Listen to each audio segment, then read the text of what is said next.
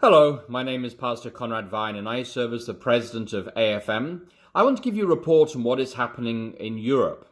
Earlier this year, we started the process of opening an office in the city of Cluj in northern Romania in order to recruit missionaries from across the European Union to serve among the unreached.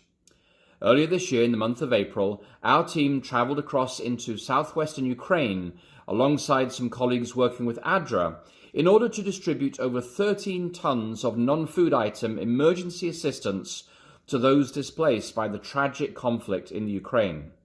Part of that assistance was to reinstall the internet at a local school where many hundreds of children who are separated from their mums and their dads are gathered, and so those children can now reconnect with their families via the internet. We're also seeing multiple requests for spiritual materials from those displaced by the fighting. And as a result, so far this year in the month of April, we shipped in 2 shipments of Ukrainian language spiritual materials, supplies such as Steps to Christ, The Great Controversy, Ukrainian language glow tracts, and the book, I'll Never Leave You. Meanwhile, our frontline team are hearing incredible stories of miracles of how God preserves his people in the midst of this terrible conflict. Just recently, we heard from 7 Sabbath keepers who were trapped in their basement under their apartment block for more than 2 weeks.